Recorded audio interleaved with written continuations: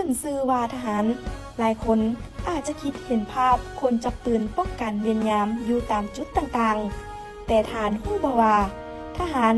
นอกจากจะเฮ็ดหน้าที่หลักในการปกป้องพื้นแผ่นดินอันครบถ้วนอำนาจอธิปไตยของชาติแล้ว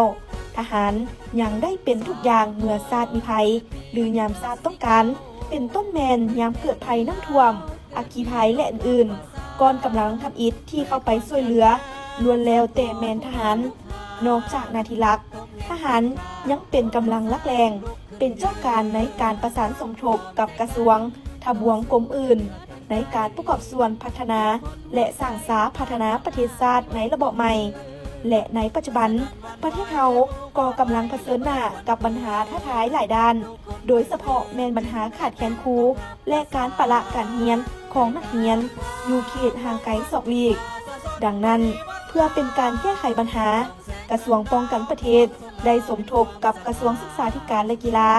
ร่วมกันเปิดศูนย์อบรมวิชาครูชั้นประถมศึกษาให้แก่นายและพลทหารเพื่อไปช่วยสิสอนอยู่เขตห่างไกลศอกลีกอยู่ที่วิทยาลัยครูสวรรณเขตและได้ปลุกระดมเอาครูอาสาที่สิสอนมาหลายปี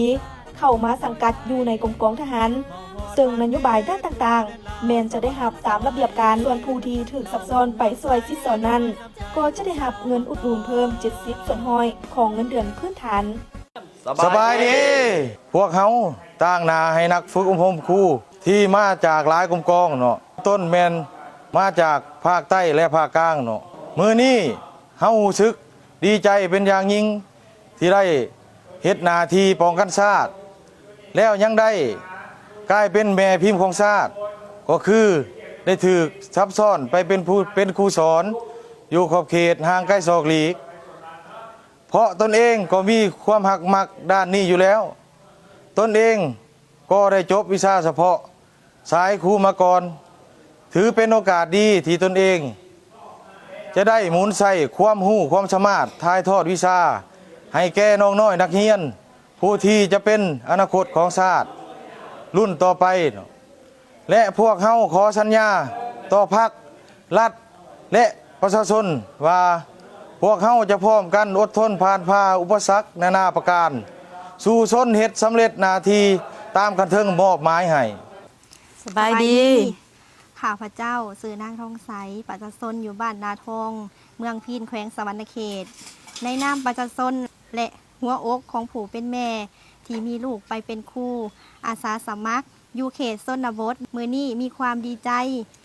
และภาคภูมิใจที่สุดที่ภาครัฐเห็นความสำคัญ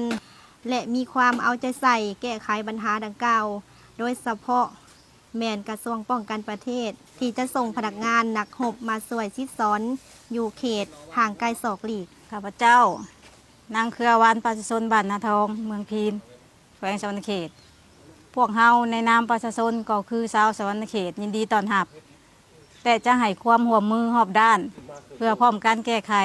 ปัญหาขาดแคลนครูสอนและลดพรการปละการเรียนของนักเรียนลงเทื่อละก้าว